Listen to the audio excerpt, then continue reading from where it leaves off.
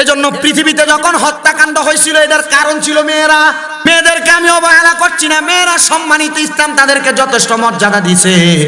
বলে হুজুর কেমনে হত্যাকাণ্ডটা হয়েছে একটু বলেন না। আল্লাহ তাআলা পৃথিবীতে যখন হযরত আদম আলাইহিস সালাতু ওয়াস সালামরে পাঠাইছে, আদম আলাইহিস সালাতু ওয়াস সালাম এবং মা হাওয়া আলাইহিস সালাতু ওয়াস সালাম যখন দুনিয়াতে মিলিত হইছেন, আল্লাহ তাআলা মানব জাতিকে বৃদ্ধি করার জন্য আদম নবীর স্ত্রী আমাদের মা হযরত হাওয়া আলাইহিস সালাতু ওয়াস সালামের গর্ভ থেকে যখন সন্তান জন্ম দেয়াইতেন, জোড়ায় জোড়ায় যমজ সন্তান জন্ম দেয়াইতেন।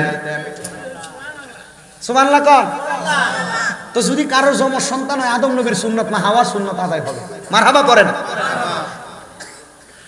হযরত আদম আলাইহিস সালাতু ওয়াস সালামের প্রথম সন্তান, এই প্রথম দুই সন্তান, একজনের নাম হাবিল আর একজনের নাম হলো না কাবিল, দ্বিতীয়বার সন্তান। হাবিলের সাথে একটা বোন জন্ম নিছে, জোড়ায় জোড়ায় যখন সন্তান হইতো, একটা ফুল হইতো একটা মাই হইতো। মারহাবা করেন না। আওয়াজ। এই আদম আলাইহিস সালাতু ওয়াস সালামের সন্তান একটা ছেলে একটা মেয়ে জোড়ায় জোড়ায় আগমন করতেন। হযরত আদম আলাইহিস সালাতু ওয়াস সালামের প্রথম সন্তানের নাম হাবিল এবং মেয়েটার নাম আকলিমা। দ্বিতীয় সন্তানের নাম হলো কাবিল এবং মেয়েটার নাম হলো হান্না। এই চারজন তবুও পরবর্তীতে জোড়ায় জোড়ায় আগমন করেছে সন্তান। এই হাবিল এবং কাবিল, আল্লাহ তাআলার আদেশ ছিল আদম নবী আপনি আপনার সন্তানদের মাঝে, আপনি অনেক সন্তানদের মাঝে প্রথম মেয়েটার সাথে দ্বিতীয় ছেলেটার বিয়া, দ্বিতীয় ছেলেটার সাথে প্রথম মেয়েটার বিয়ে এভাবে করান, বিয়েটা এভাবে করেন। আদম আলাইহিস সালাতু ওয়াস সালাম এদের জন্য বিবাহের ইন্তজাম করছে, কিন্তু প্রথম ভাই তাকায় দেখলেন আদম আলাইহিস সালাতু ওয়াস সালামের ছেলে কাবিলের সাথে যে মেয়েটা আগমন করেছিল, ওই মেয়েটা একটু গায়ের বর্ণ ছিল শ্যামলা বর্ণের, কালো বর্ণের। কিন্তু হযরত আকলিমা নামক যে মেয়েটা আগমন করছে, মেয়েটার চেহারা বড় সুন্দর। চেহারা কি সুন্দর। এখন আল্লাহ তো আইন করছে প্রথম ছেলেটার সাথে দ্বিতীয় মেয়েটা, দ্বিতীয় ছেলেটার সাথে প্রথম মেয়েটার বিয়া দিয়া দিবেন। এটা কিন্তু এখন জায়েজ নাই, সাবধান। এটা আদম আলাইহিস সালাতু ওয়াস সালামের যুগের কথা বলতেছে। আল্লাহ তাআলার আদেশ মোতাবেক আদম আলাইহিস সালাতু ওয়াস সালাম সুন্দর বিয়ার ইন্তজাম করলেন। কিন্তু ওই ভাই দুইটার মধ্যে বড় দ্বন্দ্ব। কারণ কি? কারণ যে ভাই কাবিল উনি চায় না উনি ওনার কালো বোনটাকে বিয়ে করতে, আর একটা ভাই যেটা সুন্দর উনি চায় না কালো বোনটা বিয়ে করতে, উনি চায় সুন্দরটারে করতে। এখন এটার মাঝে দুই ভাইয়ের মাঝে বড় দ্বন্দ্ব। আল্লাহ তাআলা আদেশ করে দিয়েছেন দুই ভাইয়ের কাছে, তোমরা তাড়াতাড়ি আল্লাহর রাস্তার মধ্যে কোরবানি করো। ওই যে কোরবানির ওয়াজও এখানে চলে আসে, কোরবানি করো। কিন্তু দ্বন্দ্বটা কারে লইয়া? বেটা না বেটি লইয়া? মহিলা লইয়া দ্বন্দ্ব। কোরবানি করো, যার কোরবানি কবুল করা হবে ওই ব্যক্তিটা দুনিয়ার জমিনের মধ্যে থাকা অবস্থায় ওই ব্যক্তিটা দুনিয়ার জমিনের মধ্যে সবচাইতে সফল কাম হবে এবং ওই সুন্দর বোনটাকে বিয়ে করবে। মুসলমান ও নবীর উম্মতের দলেরা, এবার যখন আল্লাহ তাআলার দরবারে যখন দুইটা দুইটা করে দুম্বা কোরবানি করা হয়, এগুলা কাইটা দুইটা পাহাড়ের উপর যখন রেখে দেওয়া হইল, এই দুইটা পাহাড়ের মধ্যে রেখে দেওয়ার কারণে আল্লাহ তাআলার উপর থেকে আসমান থেকে ঠাড়া যেমন মারে এমন আগুনের ঝিলিকা ইসা একটারে জ্বালাইয়া দিছে। মানে যেটারে জ্বালাইছে এটা আল্লাহ কবুল করছে, যেটা জ্বালায় নাই এটারে কবুল করে নাই। এটা করার কারণে এবার যে ভাই এটা কবুল করছে ওই ভাই তো সুন্দরটাকে বিবাহ করবে। এবার চিন্তা করলেন সুন্দরটাকে বিবাহ করতে তাকে দেওয়া যাবে না। এবার ওই এক ভাই আরেক ভাইকে যখন হত্যা করলেন, এই জায়গার ভিতরে যখন আল্লাহ কবুল করে নিছে তবু আর মানে না বিচার, হত্যা করে ফেলছে একজন আরেকজন ভাইকে। হত্যা করার কারণে এই পৃথিবীতে প্রথম হত্যাকাণ্ড তখন থেকে চালু হয়েছে। ওই হত্যাকাণ্ডের পরে এরা দুনিয়ার জমিনের মধ্যে যে মানুষ আপনারা মারি দেন, ওইখান থেকে কিন্তু জারি হয়েছে এই হত্যাকাণ্ড। পৃথিবীতে রক্ত হানাহানির কারণে বড় খারাপ অবস্থা থাকার কারণে তখন এক ভাইয়ের লাশটা পড়ে থাকছে, আল্লাহ তাআলা কুদরতিভাবে কাক নাজিল করছে আসমান থেকে। কাক, ওই কাকটা নাজিল হইয়া, চিল পাখি নাজিল হইয়া তাদের পাও দ্বারা ঢাকনা দিয়া একজন ভাইয়ের লাশটাকে দাফন করে ফেলাইছেন। মুসলমান, অনেক লম্বা ঘটনা, বেশি লম্বা আমি করতে চাই না, শুধু এতটুকু বোঝাইতে চাই, নারীটাকে ভালোভাবে রাখেন। আপনার ঘরের বউ হোক, আপনার মা হোক, আপনার স্ত্রী হোক, আপনার বোন হোক, ঠিকভাবে রাখলে এটার থেকে আপনি ঠিক জিনিস আশা করবেন, খারাপভাবে রাখলে আপনি খারাপ জিনিস আশা করবেন। শুধু মহিলাদেরকে দোষ দিলে চলবে না। মা বোন ভালো, মা বোন ভালো, মা বোন ভালো। পুরুষদের জন্য আল্লাহ তাআলা মহিলাদের কাছে শান্তির জায়গা রেখেছেন। এত শান্তি আপনি দুনিয়ার কোথায় গেলে পাবেন না। আপনি আপনার স্ত্রীর কাছে যে প্রশান্তি অনুভব করবেন, তবুও তো আপনি এই প্রশান্তি অনুভব করার পরে আবার পরের দিন সকালবেলা বেরিয়ে ঘুমমুর করে খিচ্ছালাম কি? আল্লাহ তাআলা জান্নাতের মজা, জান্নাতের স্বাদ আপনার স্ত্রীর মাঝে আপনার দিয়ে দিয়েছে। অস্বীকার করতে পারবেন? আমি বুঝি না, সামান্য বিষয় নিয়ে কে সময় কেমন ঘুরুম করে খিচ্ছালাম।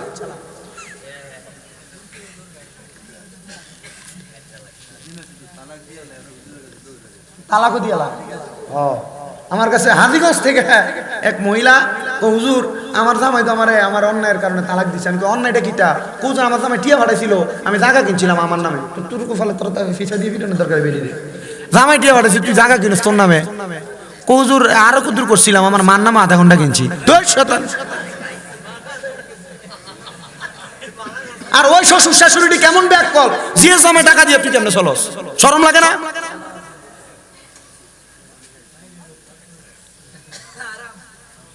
হারাম না, হারামি, কিন্তু এটা করে না কেমনে? বেড়ার অনুমতি ছাড়া বেড়ার টাকা কেমনে খরচ করে? কি এর কাম? একবারে ধাক্কা সওয়াব ভান্ডারি।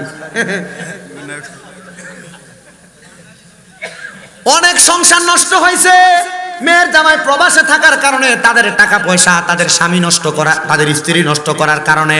আমারে মাঝে মাঝে অনেক প্রবাসী ভাইরা বিদেশ থেকে ফোন করে বিচার দেয়। মাঝে মাঝে অনেক প্রবাসী ভাইরা কয় হুজুর বেরিয়েদের হেদায়েতের লেগে ওয়াজ কইরেন।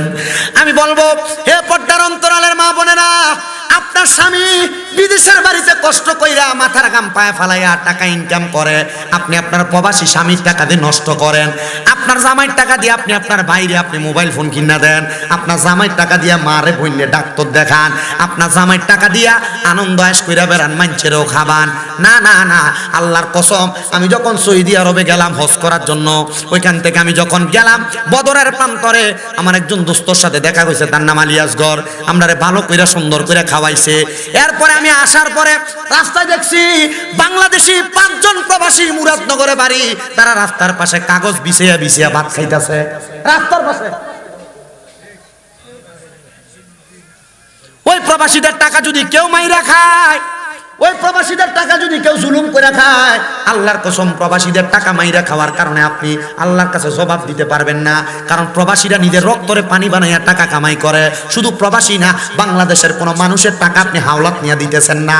বাংলাদেশের কোনো মানুষের টাকা জুলুম করে খাইতেছেন, অন্যায়ভাবে খাইতেছেন। এটার জন্য আল্লাহর কাছে জবাব দেওয়া লাগবে কি লাগবে না?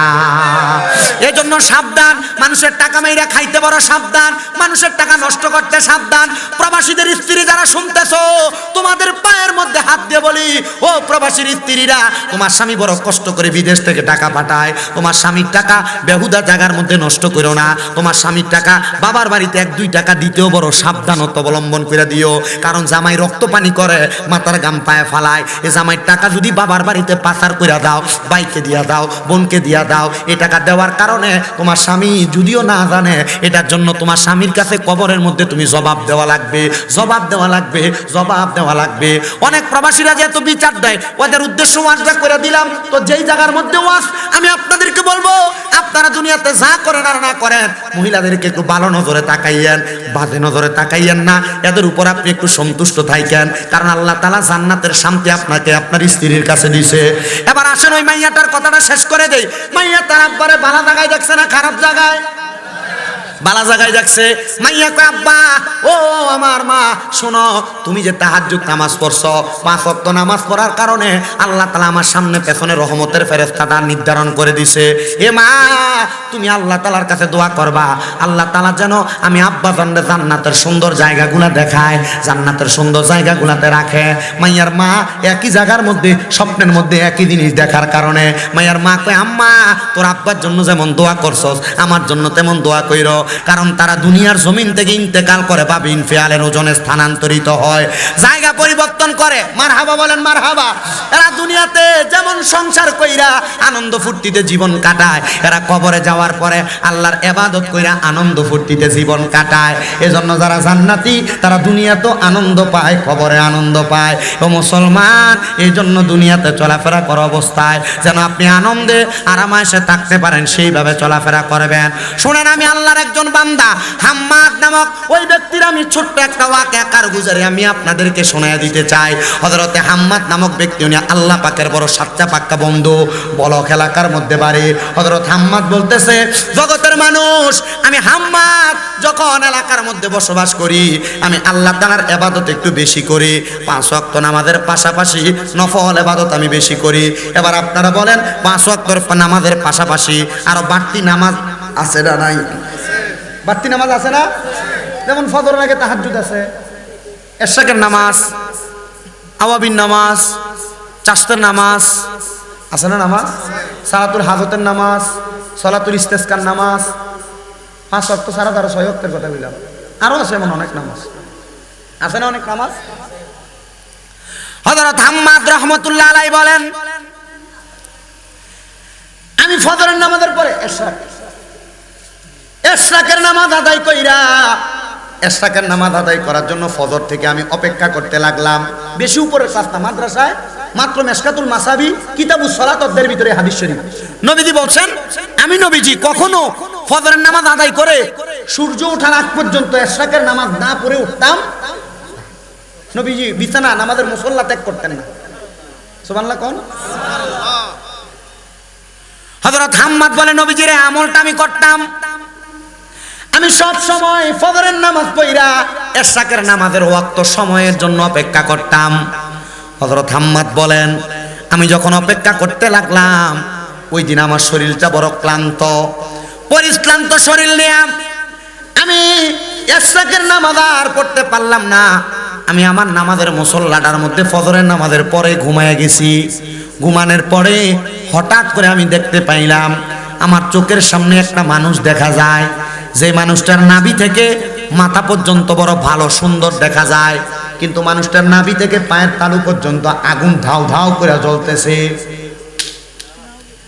জোরে কন্যা হযরত হাম্মাদ বলে, এমন অপেক্ষা অবস্থা দেখাম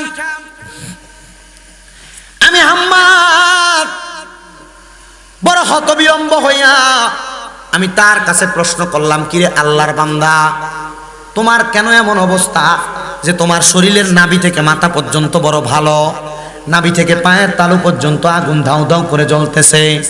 হাম্মাদ ডাক দিয়া কয়, আমি তারা প্রশ্ন করার সাথে সাথে সে আমাকে জবাব দিয়েছে, হুজুর আমি দুনিয়ার জমিনের মধ্য থেকে যখন ইন্তেকাল করে কবরে চলে আসি, আমার স্ত্রীর গর্ভের মধ্যে একটা সন্তান ছিল, যে সন্তান কন্যা সন্তান।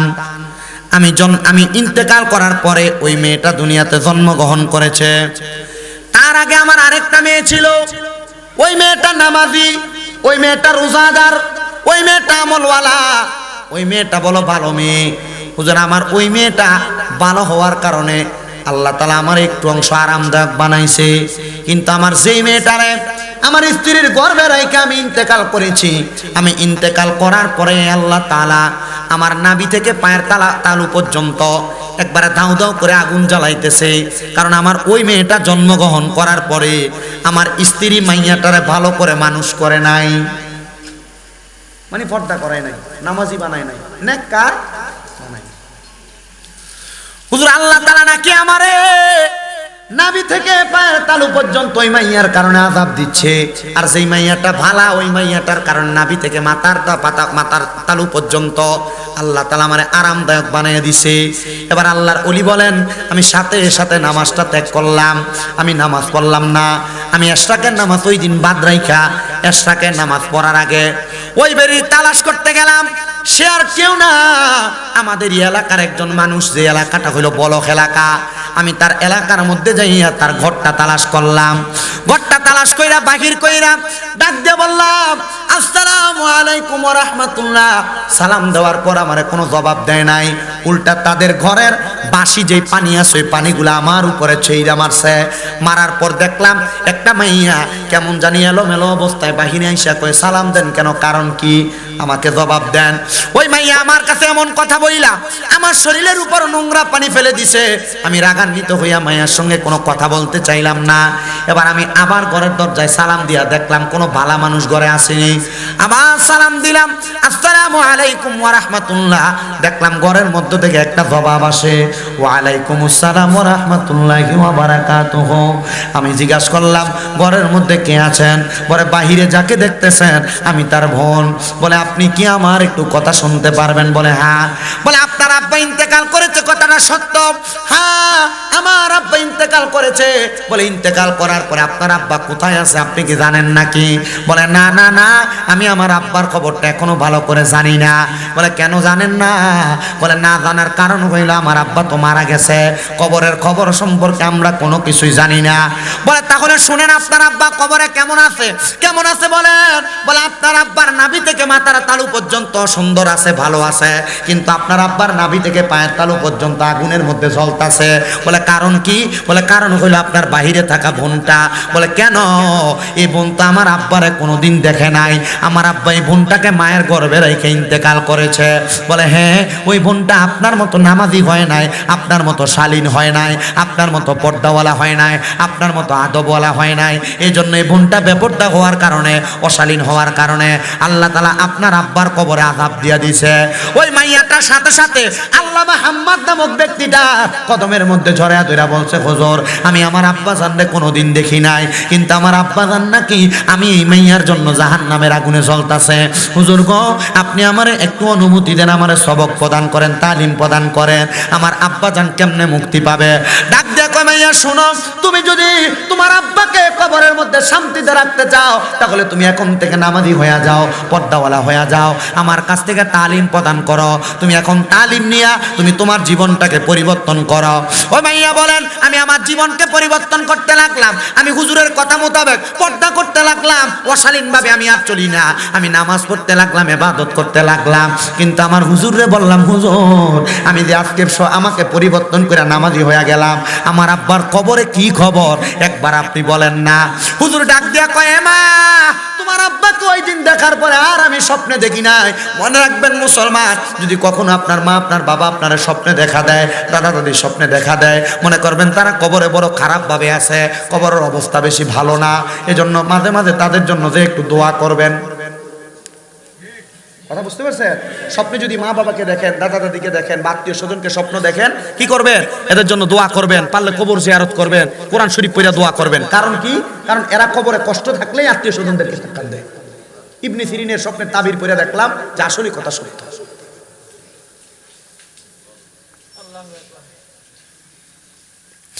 ওই মাইয়া বলে, হুজুর, আমার আব্বা তো এখন আমরার বললো না, আপনার বললো, আপনি কি আমার এটা বানায়া বললেন? হুজুর বলে, না, উপযুক্ত কোনো ব্যক্তিকে দিয়া তোমাদেরকে বলাইলে তোমরা শুনবা কথাটা, এই জন্য হয়তো আল্লাহ আমার দিয়া দেখাইছেন। হুজুর ভালো আলেম তো, এই জন্য হুজুর কি দিয়া দেখাইছেন। আপনাদের কি কষ্ট হইতেছে? আমারে রিসিভ দিছে একটা হুজুর, ওই আদম আলাইহিস সালামের সন্তান হাবিল আর কাবিলের ঘটনার ওয়াজটা খুব কইতাম। এটা আমার এই ওয়াজের শেষে ভর্তি, মানে শেষে, মানে এখন যে ঘটনাটা এটা শেষ হইলে এই ওয়াক্যটা শোনাবো, একটু কষ্ট করে বইয়ে নাম। রাজি আছেন না? আব্বা, আমি এই বরুড়া এই বছরের শেষ মাহফিল, এবছর গতবার আগের বার বরুড়া মাহফিল করছি 58টা, গতবার করছি 26টা, এবার মনে এবার ঈদে মিললে 7-8টা দিব। আমি মোটামুটি ওই বরুড়ার দিকে আশাটা কমাইয়ে দিছি। আমার মাহফিল দিই না যেমন না, আই খালি থাকলে দেই, আর কিন্তু খালি না থাকার কারণে আইতেমও পারি না। কারণ বরুড়া চান্দিনা এলাকার মাহফিলের ডেটটিও 1 মাস আগে, 17 দিন 20 দিন আগে। এখন আমার এটি আগে বুকিং হওয়ার কারণে আমি পারতাছি না। তবু আমি চেষ্টা করি 2-1টা কথা আমার কথার দ্বারা, আমার জবান দ্বারা বইলা দিয়ে যাইতে। যদি আপনারা আমল করিয়া কবরে যাওয়ার পর এই কথাটার আমলের কারণে যদি নাজাত পান, আল্লাহর রাস্তায় আমার যাইতে লইয়া যাই। মানে আমি আমার গুনার কারণে নাজাত পামু কিনা আমি জানি না, তবে আপনারা যদি আমার কথা শুনে যদি নাজাত পান তাহলে আমার একটু আপনার লগে রাখেন।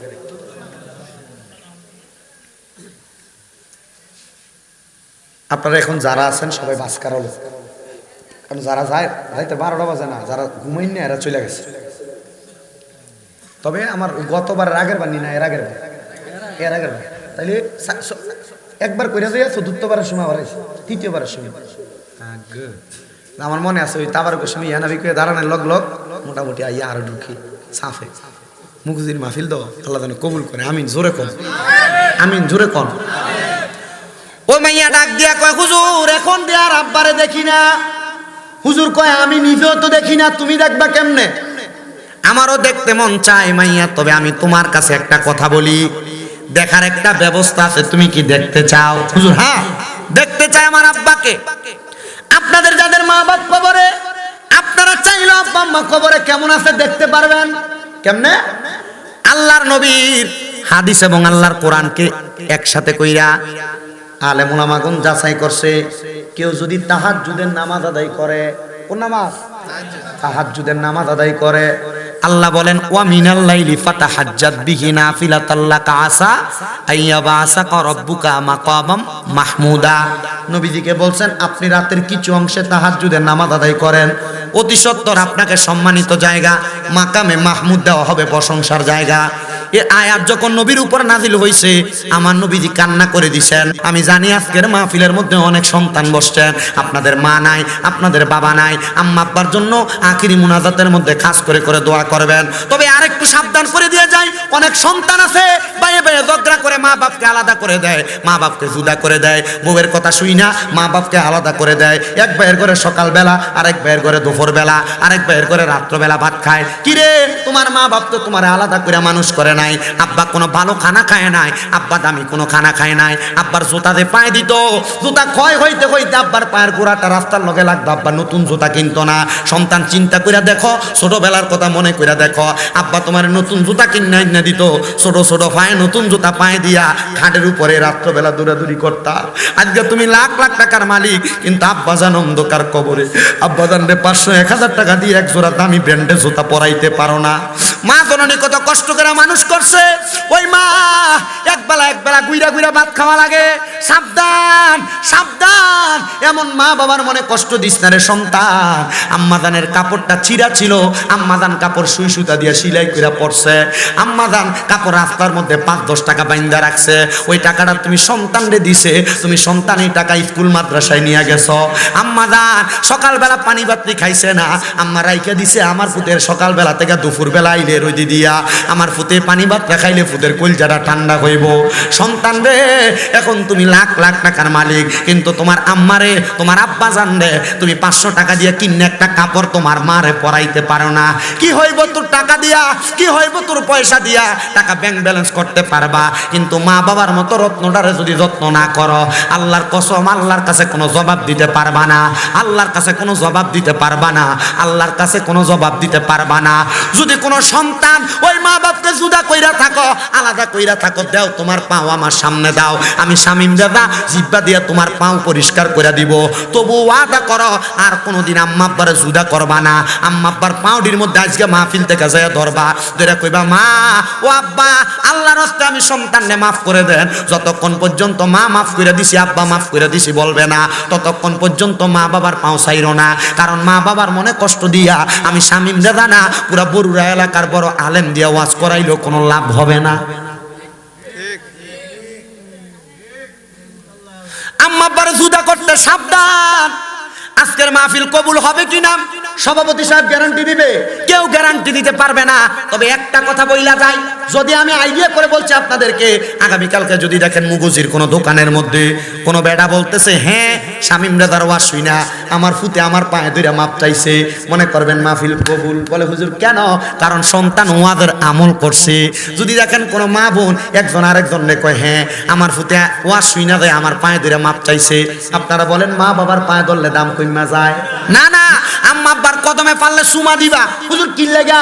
নবীজি হাদিস শরীফের মাধ্যমে জানায়া দেয়, মাঝে মাঝে আম্মা আব্বার কদমে চুমা দিবা। আম্মা আব্বার কদমে চুমা দিলে আল্লাহর জান্নাতের চৌকাঠে চুমা দেওয়া সওয়াব পাওয়া যায়। বলে হুজুর চুমা দিমু দূরের কথা, 2 ঈদে মা বাবার পায়ে ধরে সালামি আমি করি না, চুমা দিমু কি? না রে সন্তান না, আম্মা আব্বার পায়ে যখন ধরে তুমি সালাম করবা, মা বাপ মনে করবা আমার সন্তান এখন আমার অবাধ্য হইছে না, আমার ফুতে আমার কথা শুনা চলে, আমার ফুতে আমরারে ভালোবাসে। আমি সন্তান এলেমের জোরে কথা বলি না, আম্মা আব্বার অনুসরণ অনুকরণ, আম্মা আব্বার কদমে চুমা দেওয়ার কারণে আল্লাহ তাআলা আমারে সম্মানিত বানাইছে। আল্লাহর হস্তে মাপ চাই সন্তান, ওই মা বাবার পায়ের মধ্যে দরবা দেখবা, আল্লাহ তোমার দুনিয়া জমিনে জিরো থেকে হিরো বানাইবো, টাকার মালিক বানাইবো, সম্পদের মালিক বানাইবো। আম্মা আব্বার সঙ্গে টাকা পয়সা নিয়ে বড়াই কইরো না। অনেকে আছে বাবা নাই, আব্বা আম্মার কাছ থেকে 5 টাকা 10 টাকা চাইয়া নিছে। এখন চা দোকানে অনেক মুরব্বী বাবারা দোকানে বইসা থাকে, কিন্তু সন্তানের মুরদ নাই। আব্বা জানলে 100 টাকা হাত খরচের জন্য দিব কেমনে? আব্বা জান তো অন্ধকার কবরে। সন্তান আল্লাহর হস্তে তোমার কাছে আমি ক্ষমা প্রার্থনা করি, ওই মা বাবার কাছে মাপ চাইবা। অনেকে চিন্তা করে হুজুর যাদের বাড়িতে আব্বা আছে তারা বাড়িতে যে বাবার পায়ে ধরে মাপ চাইবো, আমার তো আব্বা নাই, আমি কার পায়ে ধরে মাপ চাইবো? অনেকে চিন্তা করে হুজুর যাদের বাড়িতে মা আছে তারা বাড়িতে যাইয়া মার পায়ে ধরে মাপ চাইবো, আমার তো মা না। রব্বির হামহুমা কামা রব্বায়ানি সগীরা। আল্লাহর কসম, আল্লাহর নবী শিখিয়ে দেয়, কোন সন্তানের মা মারা যাওয়ার পরে, সন্তানের বাবা মারা যাওয়ার পরে, ওই সন্তান যদি আল্লাহর কাছে দোয়াটা পইরা চোখের মণিকোটার মধ্যে একটা মাছির মাথা পরিমাণ পানি চাইরা দিয়া আম্মার জন্য আব্বার জন্য চোখের পানি ফালায়া ফালায়া কান্দে, ওই পানি মাটিতে পড়ার আগে আমার আল্লাহ তার মা বাবার জীবনের গুনাহ মাফ করে দেয়। সন্তান মা বাবা বাইচা থাকতে খাওয়াইতে পারো নাই, এখন তুমি হাজার হাজার লাখ লাখ টাকার মালিক। আম্মা আব্বারে যদি মাসে 1000 টাকা করে হাত খরচ দিতা, 12 মাসে 12,000 টাকা হাত খরচের জন্য লাগতো। আম্মা আব্বারে যদি প্রতি মাসে ওষুধ খরচ কিনা দিতা, ওষুধ খরচ করে দিতা, 12 মাসে 1000 টাকা করে দিলে 12,000 টাকা লাগতো। এখন তোমার আব্বা আম্মার জন্য এত টাকা খরচ হয় না। আসুনি একটা সন্তান এই ফুরকানিয়া মাদ্রাসার জন্য আম্মা আব্বাটা কবরে আছে, আল্লাহ যেন আম্মা আব্বারে কবরে জান্নাত বানায়া দেয়। 10,000 টাকা ওই মাটার নামে কোরবান করে দিবা, 10,000 টাকা ওই আব্বাটার জন্য কোরবান করে দিবা। একটা ভাবি সম্পর্ক হয়, গোপনের টাকাটা দিছে, এই অসুস্থ 10,000। মারহাবা। আল্লাহ এলাকার একজন মা জননী, উনি নামটা গোপন রাখছেন, গোপনে গোপনে তোমার নবীর মাদ্রাসার মধ্যে 10,000 টাকা করলো জমা। আল্লাহ তুমি তার বংশের কবর আযাব করে দিও ক্ষমা, মনের আশা পূরণ করো, বংশের কবর আযাব মাফ করো। হায়াতের ঘুমাইতো না ওই কবর দেশে মায়ের পাশে, একটু রইলি না রে, কবর দেশের খবর লইলি না। কেমন আছেন মা জননী, কেমন আছেন বাবা মনি, একবারও তো ফিরা চাইলি না। নগদ দেওয়া লাগবে না, একটা সন্তান আব্বা আম্মারে মায়া কইরা এই মাদ্রাসাটার জন্য 10,000 টাকা দিবা। বলে হুজুর আমি 1 বছর পরে দিব, 1 বছর পরে নিতে রাজি আছে কমিটি। আসেননি একজন, আম্মা আব্বার নামে 10,000 টাকা দিবেন। ও বাবা কেন করতেছি আবদারটা? মা বাপ তোমার লাখ লাখ টাকার বাড়ি গাড়ি দিয়া গেছে, কেউ আমার চোখের পানি, হায়রে মা জননী আমার, হায়রে মা জননী মাগো তোমার মত লয় না কেহ আমায় বুকে টানি, আঁচল দিয়া মুছে না কেউ মা, আঁচল দিয়া মুছে না কেউ আমার চোখের পানি, হায়রে মা জননী। আমার মনির ভাই, হ্যাঁ মঞ্জিল ভাই, উনি দান করে দিয়েছে 2,000, জোরে কোন মারহাবা। এরপর আরেকজন নাম কি? সাহেব আলী সাহেবের নামে, কোন নাম কিটা? সামির, সামির দান করে দিয়েছে 2,000 টাকা। আল্লাহ কবুল করো, মঞ্জুর করো। শেষ বেলা তার সব বেলা তার। আসেননি আরেকজন শেষ বেলায় 2,000 টাকা শেষ। রুবেল কই? রুবেল ভাই ও মারহাবা, এই সুন্দর আছে, দাঁড়িয়ে আছে। আপনার নাম কিটা? মামুন ভাই, মামুন ভাই মোবাইলে কত 2000 রুবেল ভাই 2000, মামুন ভাই 2000, 11 জন হয়ে গেছে। মারহাবা, মারহাবা জোরে কোন মারহাবা। সবাই আমার সাথে পড়েন কালিমে তৈয়বা লা ইলাহা ইল্লাল্লাহু মুহাম্মাদুর রাসূলুল্লাহ সাল্লাল্লাহু আলাইহি ওয়াসাল্লাম। এই কলমা শরীফের ভালোবাসা আমরা অন্তরে আসেনি? এ কার কার আছে ডান হাত তুলে আল্লাহরে দেখান, আল্লাহ যেন কবুল করে, জোরে কোন আমিন।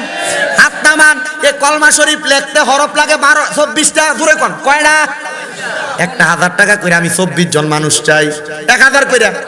কইতেছি ওই কলম লেখুন না, চালু হইতে হবে শর্টকাট। ওই কেন 2000 ইতালি হাশেম ভাই একটু একটু বইয়েন। ইতালির হাশেম ভাই 2000, ইতালি প্রবাসী, এর এক মাসের অর্ধেক বেতন দিল, হেতি আরো ব্যাংকে থাকবো। এর স্ত্রী ইতালি প্রবাসীর স্ত্রী একজন বোন, উনি দান করছে 2000 টাকা। আল্লাহ কবুল করো, মঞ্জুর করো। এরপরে 1000, আপনার নাম কি? মইনুদ্দিন ভাই, বাড়ি গো? মইনুদ্দিন ভাই মুগুজি মধ্যপাড়া, দান করছে 1000 টাকা। আর একটা তুলছিলেন দিয়া। সাইফুল ইসলাম ভাই, সাইফুল ইসলাম ভাই দান করছে, এই যে সাইফুল ইসলাম ভাই দান করছে 1000 টাকা। শিহাবের নামে লাগছেন আরো 1000 টাকা। আল্লাহ যেন কবুল করে। 3 জন ভাইছি, দরকার 24 জন। শেষ কাঁসানি দিয়ে একবার একটু শেষ করি না। 4 নাম্বার 1000 কইরা। এর নগদ না তো বাহি, আপনি 1 বছর পরে মাদ্রাসাতে নিয়ে পৌঁছাই দিয়েন। বাকি বাকি নগদ দিলে আলহামদুলিল্লাহ। ভাই ভাই, আপনার নাম? বিলাল ভাই, পানিটা দিন।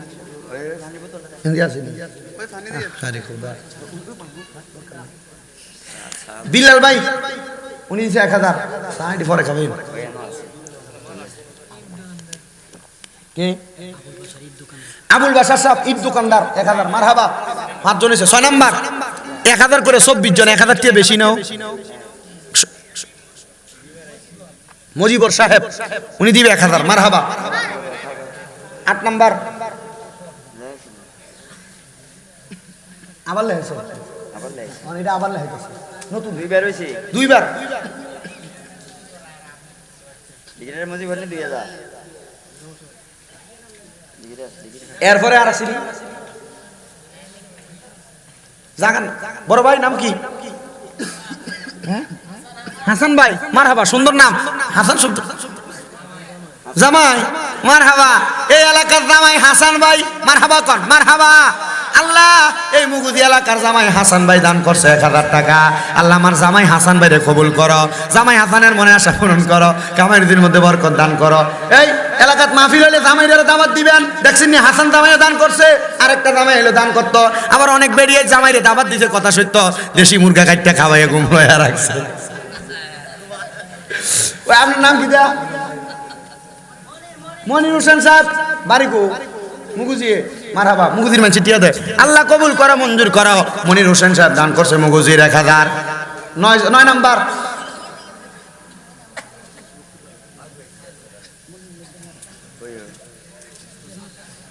আপনার নাম? কাউসার ভাই, বাড়ি কো? মধ্যপাড়া। কাউসার ভাই, কাউসার ভাই দান করছে 1000। কাউসার, আপনারা এই লেহুন নেবেন, আপনি আমার অনুসরণ করেন, আমি কিতা কইরা হলেন, তাইলে আপনার শেষ শর্টকাট হয়ে যাবে। এবার চিনন লাগতো না, আপনারা চিনে, আপনি শুধু লেখতে থাক, হেতারা চিনব। কিটা? আব্দুল কুদ্দুস সাহেব, আপনি হুতে কিতা রে? 2000 না, আপনি আরো একটা বক্তব্য দিবেন। মারহাবা কর। আল্লাহ জনাব তোমার বান্দা আব্দুল কুদ্দুস সাহেব 2000 টাকা দিছে, উজ্জা 1000 লইছি খুজ্জা, তোমার দরবারে নাও বুজ্জা। আল্লাহ কবুল করো, মঞ্জুর করো। আব্দুল কুদ্দুস সাহেবের দানের হাদিয়া সোনার মক্কা মদিনা পৌঁছাও কোন আমিন। 3000 টাকা। মারহাবা। তাহলে 8, 9, 10, 11, 12 নাম্বার নাম কি দেয়া? হ্যাঁ, আলী আকবর সাহেব, বাড়ি গো? মুগুজি। এমন জামাই, মারহাবা। আলী আকবর সাহেব এই এলাকার জামাই, মারহাবা কর। আল্লাহ আলী আকবর সাহেবের ব্যবসা বাণিজ্য বরকত দক, হায়াতে বরকত দক, রিজিকে বরকত দক, কামাইয়ে বরকত দক, মনের আশা পূরণ করুক, জোরে কোন আমিন। 500 নি লেন, এবার 500 টাকা লেন তাড়াতাড়ি। ওই আইসে কি আইসে বেশি দিব মনে হইতেছে মনে কর জান না ওনার কাছে যান। আচ্ছা আমরা এদিকে একটু শেষ করি। এরপরে আসেননি আর কেউ? 13 জন হয়েছে, 13 নাম। নাম কি দেবো ভাই? জাকির ভাই কত? 2000। মারহাবা। ওই জাকির ভাই কোন বাড়ি? আসসালাতু ওয়াসসালামু আলা রাসূলিহিল কারীম। রব্বানা যালামনা আনফুসানা ওয়া ইল্লাম তাগফির লানা ওয়া তারহামনা লানাকুনান্না মিনাল খাসিরিন।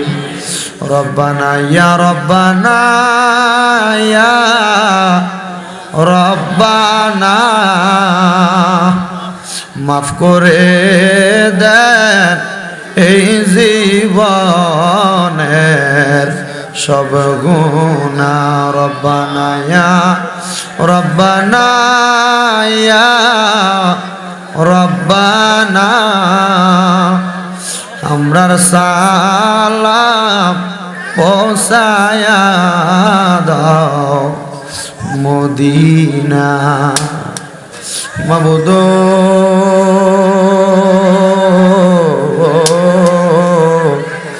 ও দয়াল আল্লাহ, একটু রহমতের নজর করে তাকে দেখেন আল্লাহ।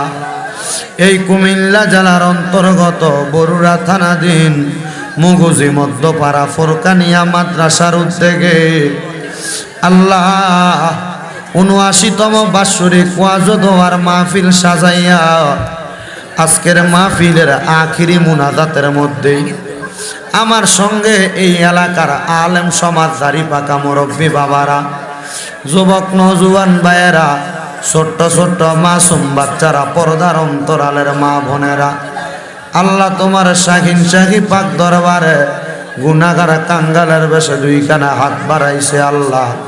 যার হাতটা তোমার কাছে মায়া লাগে, পছন্দ হয়, ওই হাতের উসিলায় আমরার জীবনের গুনাহ মাফ কইরা আমরারে বেগুনাহ মাসুম বান্দা হিসেবে কবুল আর মঞ্জুর কইরা নাও। দয়াল রে,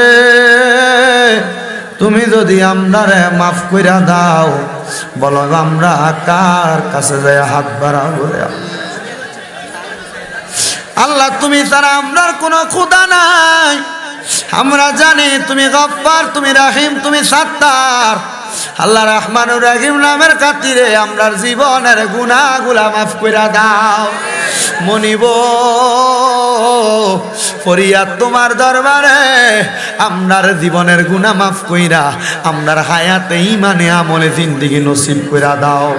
আল্লাহ আজকের মুনাজাতে কে জানি হাত বাড়াইছে, কার জানি জগতের মধ্যে আব্বা নাই, যে আব্বা যান মাথার ঘাম পায়ে ফালাইয়া সন্তানরে মানুষের মতো মানুষ করার জন্য আব্বা এত কষ্ট করছে, এমন আব্বা যাদের কবরে আব্বার কবর জান্নাতের বাগান বানাইয়া দাও। অনেকে হাত বাড়াইছে যাদের জগতের মধ্যে আম্মা নাই, মরিয়া গিয়াছেন আল্লাহ। আল্লাহ যারার মা বাপ মাফ করিয়া দেন না গো আল্লাহ কবরে রাজাব। আম্মা আব্বা চইলা গেছে আল্লাহ যারারে ফালাইয়া তারারে রাই খাগো গেছে কান্দিবার লাগিয়া। আল্লাহ যাদের মা বাবা কবরে, আম্মা আব্বার কবর জান্নাতের বাগান বানিয়ে দাও। যাদের মা বাবা বেঁচে আছে হায়াতে তৈয়বা নসিব করে দাও। আম্মা আব্বা যাদের অসুস্থ সেবা দান করে দাও। আম্মা আব্বার খেদমত করার মতো তৌফিক দান করে দাও। আল্লাহ বিশেষ করে অনেক প্রবাসী ভাইরা বিদেশ থেকে দোয়া চায়, আল্লাহ আমার প্রত্যেক প্রবাসীদের দোয়া কবুল ও মঞ্জুর করে নাও। প্রবাসীদের হায়াতে, প্রবাসীদের ইমানে আমলে জিন্দেগি নসিব করে দাও। প্রবাসীদের মনের আশাগুলা পূরণ করে দাও। আল্লাহ আমার সুহেল ভাই প্রবাস থেকে ওনার আম্মার জন্য দোয়া চাইছে, ওনার আম্মার কবরটাকে নাজাতের ফয়সালা করে দাও। এই এলাকার যুবক ভাইরা বড় কষ্ট করে পরিশ্রম করে মাহফিলের জন্য আঞ্জাম দিয়েছে। আমার যুবক বয়স্ক বাবা যারা আছেন প্রত্যেককে তুমি কবুল ও মঞ্জুর করে নাও। আল্লাহ অনেকে নগদে, অনেকে বাকি মাদ্রাসার জন্য, মাহফিলের জন্য আগামী বছর দান করবে, অনেকে নগদ দান করছে, প্রত্যেকের দানগুলা কবুল করে নাও। আল্লাহ ফরিয়াদ তোমার দরবারে, পর্দার অন্তরালে কত মা বোনেরা দোয়া চাই, আমার মা বোনদেরকে কবুল ও মঞ্জুর করো। একটা ছেলে হাদিয়া দিয়া দোয়া চাইছে, আল্লাহ ছেলেটার দোয়া কবুল ও মঞ্জুর করে নাও। মাবুদ মরণ দিবা দুঃখ নাই, বেঈমান বানিয়ে মরণ দিও না। মরণের আগে ঈমান নসিব করো, ঈমান নসিব করো। বিশেষ করে আল্লাহ শেষ ফরিয়াদ ফিলিস্তিনের নির্যাতিত ইসরায়েল জালেম বাহিনীর হাতে জুলুমের শিকার আমার নির্যাতিত ফিলিস্তিনের মুসলমানদেরকে হেফাজত দান করো। সোনার বাংলাদেশের উপর তোমার কাছ রহমত বরকত দান করো আল্লাহ। বাংলাদেশের প্রখ্যাত যে জায়গাগুলা, রাষ্ট্রীয় গুরুত্বপূর্ণ জায়গাগুলো এখন খালি পড়ে আছে, আল্লাহ এমন একজন নেতৃত্বস্থানীয় ব্যক্তি বসাও, যে ব্যক্তি আল্লাহ তোমার কোরআন দিয়া এই দেশটারে পরিচালনা করবে। আমরা জানি কোরআন দিয়া দেশ চালাইলে দুর্নীতি থাকবে না, কোরআন দিয়া দেশ চালাইলে এলাকার মধ্যে দেশের মধ্যে কোনো বাজেয়াপ্ত নির্যাতন হবে না। আল্লাহ কোরআনের আইন বাংলা সমাজে বাংলা সংসদে তুমি বাস্তবায়ন করে দাও, এমন একটা মানুষ বসাও যে কোরআন দ্বারা বাংলা সংসদে পরিচালনা করবে। আর মরণের আগে বারবার তাওয়াফে বাইতুল্লাহ জিয়ারতে রওজায়ে রাসূলুল্লাহ নসিব করায়া আখিরি জবানে মধুর কালেমা পড়ায়া দিয়েন লা ইলাহা ইল্লাল্লাহু মুহাম্মাদুর রাসূলুল্লাহ সাল্লাল্লাহু আলাইহি ওয়াসাল্লাম। আসসালামু আলাইকুম ওয়া রাহমাতুল্লাহ।